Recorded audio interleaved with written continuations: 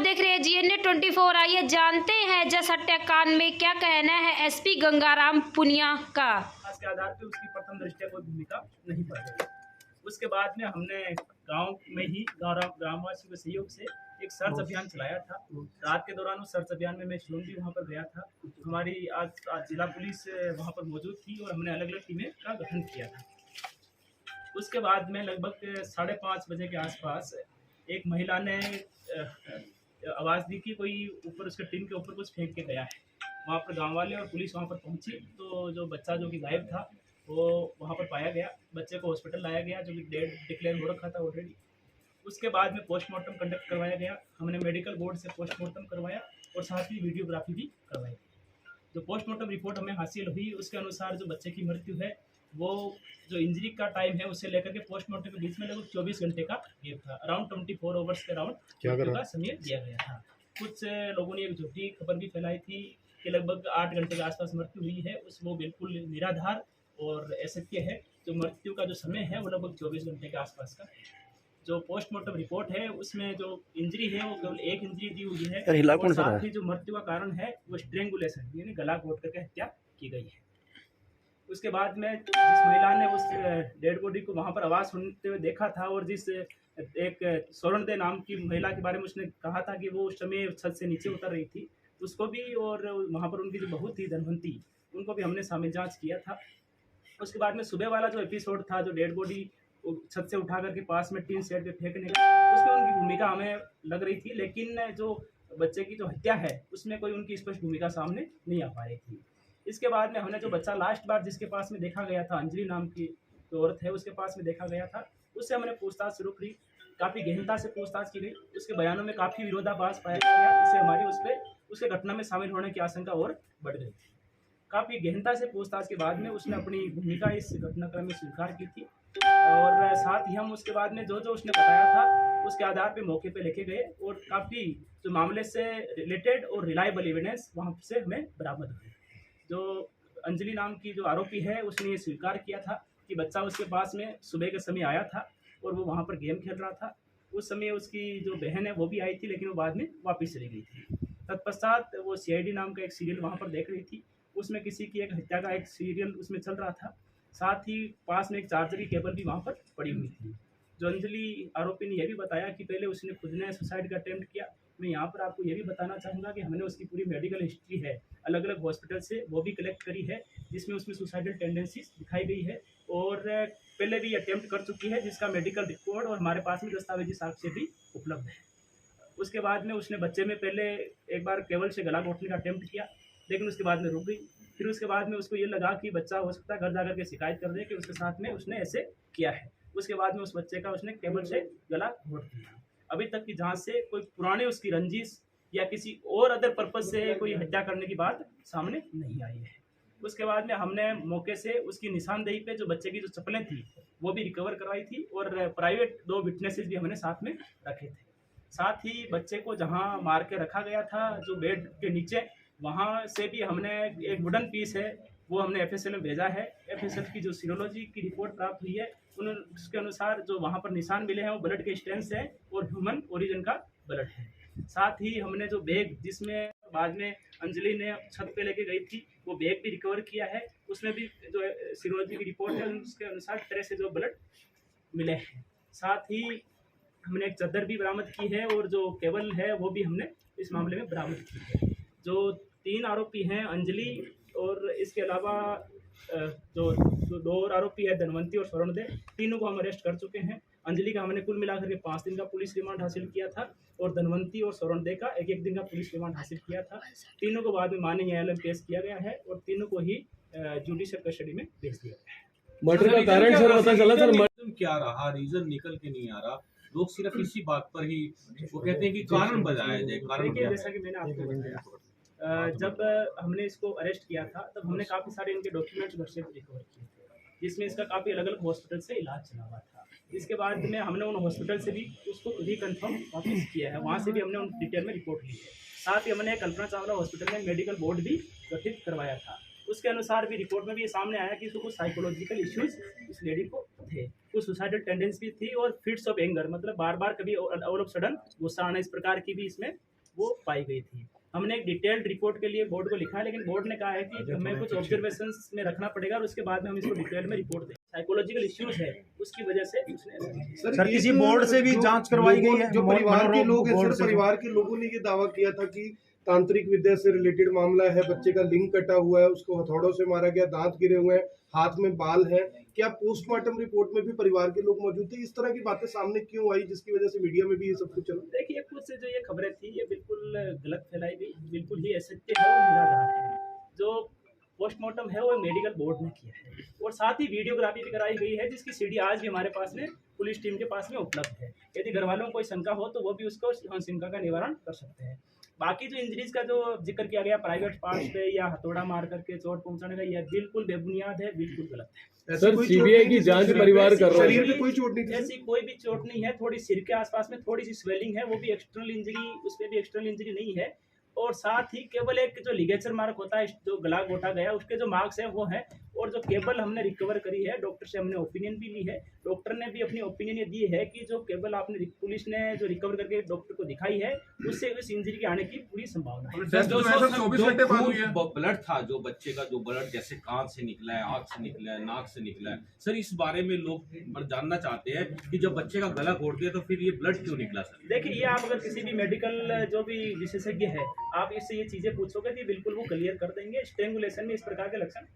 Sir CBI की परिवार जांच मांग कर रहा है, सीबीआई की जांच की मांग कर रहा है परिवार, सर उसके बारे में क्या कहना चाहते देखिए, हैं? मैं इतना कहना चाहूंगा कि जब तक जांच जिला पुलिस करनाल के पास में है, तब तक हम ये इंश्योर करेंगे कि जांच बिल्कुल निष्पक्ष हो, तथ्यों पे आधारित हो और विश्वसनीय और वैज्ञानिक। सर रिपोर्ट्स आनी पेंडिंग थी, वो रिपोर्ट्स आ चुकी हैं सर, जो कल आनी पेंडिंग। देखिए, सीरोलॉजी और कुछ और रिपोर्ट हमारे पास में आ गई है, टॉक्सिकोलॉजी की भी रिपोर्ट आ गई है, डीएनए एग्जामिनेशन की जो रिपोर्ट है वो लगभग हमें उम्मीद है कि साइकोलॉजिकल बोर्ड ने क्या कहा है? वो साइको है, उसे इलाज की जरूरत है। देखिए, उनको हमने पुराना ट्रीटमेंट रिपोर्ट दिखाया था, लेकिन उन्होंने कहा जी डिटेल्ड रिपोर्ट देने के लिए, ताकि आरोपी को किसी भी प्रकार का इस प्रकार का लाभ ना हो। ताई और दादी का क्या रोल रहा पूरा? सर देखिए, जो धनवंती और जो स्वर्णदेव को हमने अरेस्ट किया है, वो जो सुबह का घटनाक्रम था, जब उन्होंने डेड बॉडी वहां पर देखी, तो उनकी ये जिम्मेदारी बनती थी कि तुरंत पुलिस को इत्तला करें। इसके बावजूद भी उन्होंने किसी और का जो छत पे रखने का जो टाइम है वो लगभग जो एग्जैक्ट अभी 3:30 के लगभग बाद में रखा गया है। देखिए, मैंने जो आज से आपको बताया, पुलिस और ग्रामवासी के सहयोग से सर्च अभियान चल रहा था। उस समय गांव के लगभग बाहर की फिरनी के आसपास में सर्च अभियान चल रहा था। सर मुकदमा भी लेट दर्ज हुआ सर, बच्चे की गुमशुदगी का जो मुकदमा था FIR के अंदर 8:50 शाम का दिया गया सर, वो एक्चुअली में दर्ज कब हुआ था? इन्फॉर्मेशन कब आई थी? देखिए, इन्फॉर्मेशन जैसे कि मैंने आपको बताया, हमारे पास में 3 बजे के आसपास इन्फॉर्मेशन प्राप्त हुई थी। तभी मैंने एसएचओ को कॉल भी किया था और एसएचओ को संज्ञान में पहले से ही मामला था।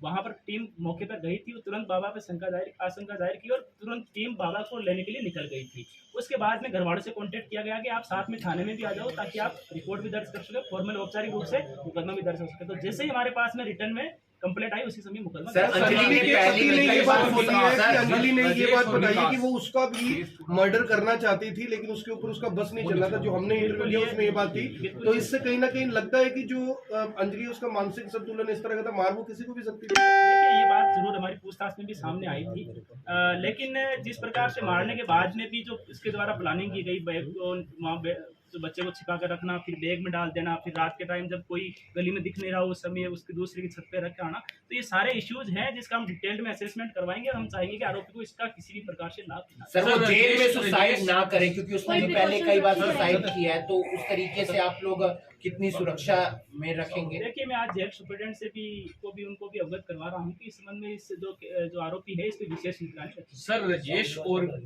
जो लवली है सर, इन दोनों का क्या सीन रहा? क्योंकि गांव का और परिवार का दबाव ज्यादा राजेश की फैमिली पे था सर।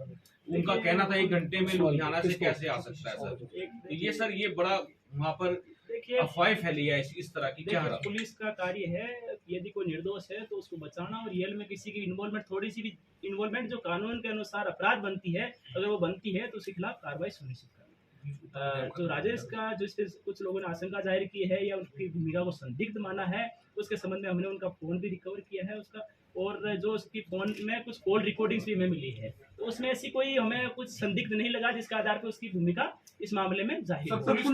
साथ ही हमने लवली, जो कि अंजलि का पति है, अंजलि और राजेश, तीनों के फ़ोन हैं वो फोरेंसिक लैब में भेजे हैं, ताकि इनके सीधे छोटा मोटा घर वालों को डाउट भी हो कि उनको डाटा डिलीट कर दिया, तो वो भी हम रिकवर करवा सर जैसे राजेश हमने अलग अलग पूछताछ भी करी थी इस मामले में। तो उसने जो अंजलि है उसने लवली को पोस्टमार्टम के दौरान ये पूछा था कि क्या पोस्टमार्टम हो गया है, तो उसने कहा कि अभी चल रहा है। तो अंजलि ने पूछा कि हो सकता है उस पर मेरे फिंगरप्रिंट आए, तो उस टाइम लवली ने इस बात पे उतना गौर नहीं किया था, लेकिन जो सेटिंग है वो डिलीट हो रखी है जो पूछताछ के दौरान सामने आया है। तो दोनों तरफ से डिलीट है सर, दोनों तरफ से डिलीट है। तो हमने दोनों के ही फोन जो है वो साइबर फोरेंसिक लॉग में डाटा जो डिलीटेड डाटा है उसको रिकवर करने के लिए सर पुलिस पहले दिन से चाह रही थी कि असली कसूरवार जो है वो पकड़ा जाना चाहिए, लेकिन क्यों आखिरकार माहौल बिगड़ा, क्यों आखिरकार पुलिस पर ही आरोप लगते रहे कि पुलिस से संतुष्ट नहीं है, ऐसा क्यों हुआ? देखिए ऐसा है, 4 साल के बच्चे की मृत्यु होना बड़ी एक दुखदायी घटना थी, एक दुर्भाग्यपूर्ण घटना थी। जिला पुलिस भी चाहती थी कि इस मामले में जल्दी से जल्दी असली जो आरोपी जो इसमें इन्वॉल्व रहे हैं उन तक पहुंचा जाए, लेकिन क्योंकि साथ में हमारा काम ये भी इंश्योर करना था कि जांच है वो साक्ष्य का आधारित और विश्वसनीय हो। तो हम कुछ रिपोर्ट्स का भी वेट कर रहे थे एफएसएल से, हमें बड़ी मदद मिली एक्चुअल में। एफएसएल से हमें कुछ रिपोर्ट्स बड़ी टाइमली भी मिली, जिससे भी हमें इन्वेस्टिगेशन को आगे बढ़ाने में बड़ी मदद मिली। साथ ही हमने जो पोस्टमार्टम जो एक रिपोर्ट है उसकी भी जो विशेष पहले दिन पे डाउट किया गया, उनका रोल केवल सुबह सुबह के घटनाक्रम में मिला, जो दिन का जो घटनाक्रम था उसमें उनकी पुष्टि नहीं हो पा रही थी। इसके बाद में हमने अंजलि से पूछताछ की और फिर हम एक्चुअली में वास्तविक आरोपी तक। सर राजेश का जैसे सामाजिक बहिष्कार हो चुका है, इनकी नजर थी इस पूरे मामले में, आश्वस्त करना चाहेंगे कि जो डेफिनेटली जो भी कोई बात हम कह रहे हैं तो बड़ी जिम्मेदारी के साथ में और सबूतों के आधार पे कह रहे हैं, और जैसे ही डीएनए एग्जामिनेशन रिपोर्ट आएगी तो और हमारी जो बात है वो और पुख्ता हो जाएगी। जितने भी अभी तक पुलिस ने जांच करी है, हमने ये सुनिश्चित करने का प्रयास किया है कि हम एक मामले में प्रभावी और निष्पक्ष जांच करके एक अच्छा केस माननीय न्यायालय के समक्ष पेश करें और इस मामले का प्रभावी अभियोजन इफेक्टिव प्रोसिक्यूशन भी सुनिश्चित हो, ताकि मामला अल्टीमेटली कन्विक्शन तक हो। जैसे कहा कि क्योंकि इस मामले में अभी काफ़ी सारे जो पहलू है, जो हर कोई पहलू में आपको मीडिया के समक्ष अभी नहीं रख सकता है, लेकिन हम मेडिकल बोर्ड के समक्ष जो बोर्ड कॉन्स्टिट्यूट करवाया है हमने, उनके समक्ष डिटेल में सारी चीज़ें हम रखेंगे और उसके बाद में एक असेसमेंट रिपोर्ट प्राप्त होगी। और मुझे उम्मीद है कि इस मामले को हम जहां अंजाम तक, जो सभी लोग चाहते हैं कि ये मामला एक अंजाम तक पहुंचे और इसमें जिस का भी जितना भी रोल रहा है उसको सख्त सजा मिले। प्राप्त हो गई है टॉक्सिकोलॉजी रिपोर्ट के अनुसार बच्चे को पहले से किसी प्रकार की कोई ड्रग्स या कोई जहरीला पदार्थ नहीं दिया। सर बच्चों को अपने नजदीकी रिश्तेदारों के पास नहीं छोड़ सकते हैं, विश्वास नहीं कर सकते हैं। सर ये बहुत बड़ी एक बुराई सामने निकल कर आ गई है, इसके लिए प्रशासन क्या सोच रहा है? देखिए हमारे समाज का सामाजिक ताना बाना अभी भी बहुत मजबूत है और काफ़ी जो लोग हैं वो बड़े प्यार से रहते हैं। कुछ ऐसे उदाहरण समाज में कभी कदापि आते रहते हैं और इसी के लिए ही जो जितनी एजेंसी है इनका गठन किया गया है। हमें ये सुनिश्चित करना चाहिए कि यदि किसी प्रकार का कोई उदाहरण ऐसा हमारे सामने आए तो उसमें सारे समाज के लोग आपस में मिलकर के उस व्यक्ति को जो सख्त सजा मिलनी चाहिए वो जरूर मिले। बहिष्कार हुआ था राजेश के परिवार, सर इसी में परिवार भी आरोप लगा रहा है कि राजेश के परिवार को बचाने का प्रयास किया जा रहा है। परिवार के लोग परिवार के लोग भी अपने आप को हमारा काम सही जांच सुनिश्चित करना है, ना कि किसी को झूठा बचाना या किसी को झूठा फंसाना। ये हमारा काम बिल्कुल नहीं है। जो जिला पुलिस है वो बिल्कुल प्रोफेशनल ढंग से काम कर रही है और ये सुनिश्चित करने का पुलिस ने पूरी तरह से प्रयास किया और किया भी है कि इस मामले में जो एक्चुअल आरोपी है और जिसकी जितनी भूमिका है उसके हिसाब से जो मामला है वो माननीय अदालत तक पहुंचे और माननीय अदालत में हम अपना जो मामला है बिल्कुल अच्छे ढंग से सुरक्षा के लिए क्या कुछ किया जाएगा? सुरक्षा के लिए पुलिस ने उनको छोड़ दिया है। कोई भी पक्ष हो, खासतौर पर पीड़ित पक्ष हो, कोई भी पक्ष हो, सबकी सुरक्षा सुनिश्चित करना है जिला पुलिस का वैधानिक दायित्व। एनालिसिस करेंगे सर उसका भी? बिल्कुल, हम जो भी यदि हमें कहीं पर भी लगता है थ्रेट असेसमेंट रिपोर्ट के आधार पे कि किसी भी व्यक्ति को खतरा है, चाहे वो पीड़ित पक्ष हो, तो हम ये सुनिश्चित करेंगे कि सबकी सुरक्षा सुनिश्चित। आक्रोशित थे इस मामले में शुरू से ही परिवारजन भी और आसपास के जो भी लोग हैं और उस जो समाज के मोदीज लोग भी हैं वो लगातार मेरे से मिलते रहे। मैंने उनको हर बार उनको ये बताने का प्रयास किया है, क्योंकि इन्वेस्टिगेशन 5 तारीख के आसपास में प्रारंभिक चरण में थी। मैंने कहा कि मैं सारा मामला आपको कंक्लूजन तक लेके जाएंगे जब आप हमें कुछ समय दोगे। किसी भी मामले में जल्दबाजी करना भी ठीक नहीं रहता, क्योंकि ऑफिशियल रिपोर्ट से प्राप्त होगी बताया है। कुछ लोग उसमें से संतुष्ट भी थे, कुछ लोगों के अपने अपने डाउट्स थे। वो मैंने उनको ये भी कहा कि आपके जो भी इस मामले में डाउट्स हैं, जैसे सारी रिपोर्टें प्राप्त होती रहेगी हम आपके एक डाउट क्लियर करते रहेंगे। हमारी ये जिम्मेदारी है कि आपके जो भी डाउट्स हो वो हम डाउट्स उनको क्लियर करें, लेकिन हम ये कभी ये भी नहीं करने वाले कि किसी भी बंदे पे यदि कोई छोटा सा भी आपने संदेह प्रकट किया किसी भी वजह से तो और उसका कोई यदि मामले में रोल नहीं पाया जाए तो उसके खिलाफ कोई कार्रवाई करें। सर एक सवाल उठ रहा है कि जो राजेश का परिवार था, माँ और पत्नी, उनको इतनी सुबह कैसे पता चला छत पे शव है? देखिए, इस मामले में जो बात सामने आई थी कि जो अंजलि है वो धनवंती के पास में गई थी, और धनवंती ने जब पूछा कि क्या चल रहा है, तो उसने ये कहा कि आसपास की जो है वो तो सर्च अभियान पूरा हो चुका है, अब अपने कुछ घर हैं यहाँ के घर वो बाकी रह गए हैं, तो तुम भी अपना आसपास में चेक कर लो। इसी के आधार पे धनवंती है वो ऊपर गई थी। जब ऊपर उसने बच्चा देखा तो उसने वापस आकर के अपनी सास जो कि बैठक से आ रही थी उसको बताया कि अपने जो बच्चा जिसको ढूंढ रहे हैं वो तो अपनी छत पे पड़ा है। उसके बाद में उसकी सास ने कहा कि इस हिसाब से तो हम फंस जाएंगे या लोग हम पे डाउट करेंगे, तो उसने वो अपनी बहू को लेके गई, दोनों ने वहां से बच्चा उठाया, और उसके बाद में उसकी सास ने थोड़ा सा आगे ले जाकर के टीम पे अंजलि पर शक कैसे हुआ सर? बेड है, बेड का टुकड़ा एक लैब में भेजा गया जांच के लिए, उसमें खून के स्पॉट मिले हैं और वो एक पुख्ता प्रमाण है इस पूरे मामले में। इस मामले में वैसे हमारे पास में काफी सारे रिलायबल और साइंटिफिक एविडेंस है, और इसमें जो वुडन पीस जहाँ पर ब्लड स्टेन मिले हैं वो उसी एफएसएल रिपोर्ट जो रिपोर्ट है उससे भी पुष्टि हो चुकी है कि वो जो ब्लड स्टेन मिले हैं वो ह्यूमन ओरिजिन के हैं और ब्लड है। वो डीएनए एग्जामिनेशन की जो रिपोर्ट है वो भी मैच होकर के अगर शाम तक आ जाएगी तो हमारी चीज जो बात है वो और पुख्ता होगी। सर अंजलि पर सर कैसे हुआ? अंजलि पर संबंध में हमारे पास में जो लास्ट सीन जो बोलते हैं कि अंतिम बार बच्चा या जो भी व्यक्ति है जो विक्टिम है वो किसके साथ में देखा गया, तो हमारे पास में जानकारी सामने आई कि अंतिम बार बच्चा है वो अंजलि के पास में देखा गया। सर अंजलि, राजेश और देखिए ऐसी भी कुछ बातें सामने आई है, वो भी अभी पुष्टि सारी चीजें हम पुष्टि कर लेंगे, लेकिन अंजलि और धनवंती जो है वो आपस में एक दूसरे घर पे वैसे आती जाती रहती थी। तंत्र विद्या का तो कुछ नहीं निकला सर इसमें। देखिए मामला कोई तंत्र विद्या से या इस प्रकार की कोई जो भी बातें आई थी वो सामने उससे कोई जुड़ा आखिरी सवाल है सर, सीआईए 2 ने में जो एएसपी इंद्री है, हिमाद्री कौशिक जो आईपीएस है, उनके नेतृत्व में एक एसआईटी का हमने गठन किया था जिसमें सीआईए 2 से इंस्पेक्टर मोहनलाल भी थे, और मैंने वेरी फर्स्ट डे से यही मेरी तरफ से निर्देश थे कि इस मामले में यह सुनिश्चित किया जाए कि कोई भी निर्दोष चाहे कितने ही दबाव क्यों ना हो फंसे ना, और यदि जिसका जितना भी इन्वॉल्वमेंट है, जिस सीमा तक इन्वॉल्वमेंट है जो कानून के अनुसार दंडनीय अपराध है, उसके हिसाब से उस पर जरूर कार्रवाई होनी चाहिए। तो हमारी जो एसआईटी टीम है उसने रात दिन ये मेहनत करके निश्चित तौर पे इसमें काफ़ी अच्छी इन्वेस्टिगेशन सुनिश्चित की है, और आगे भी ये इंश्योर करेंगे कि जो मामला कोर्ट तक पहुंचे तो एक पुख्ता केस हमारा। अब कोई आरोपी नहीं है सर जिसकी गिरफ्तारी होनी है? देखिए अभी तक की जांच के अनुसार नहीं है, लेकिन फिर भी अभी कुछ रिपोर्ट्स और साथ में जो साइबर फोरेंसिक लैब में जो मोबाइल भेजे हुए हैं उनकी रिपोर्ट भी क्लीन चिट किसी को नहीं है सर अभी अंडर?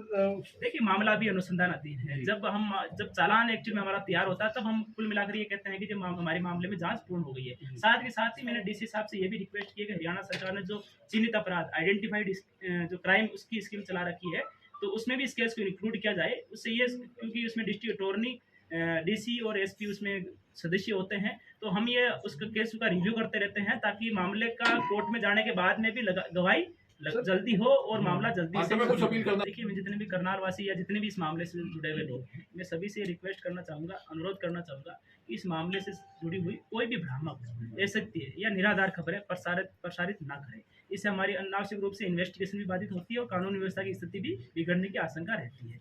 पुलिस के द्वारा जो भी बयान दिए जा रहे हैं उसको ही प्रामाणिक और पुख्ता माने। जिला पुलिस ये सुनिश्चित करने का 100% इंश्योर कर रही है कि इस मामले में जांच बिल्कुल निष्पक्ष, उचित और त्वरित हो। सर करनाल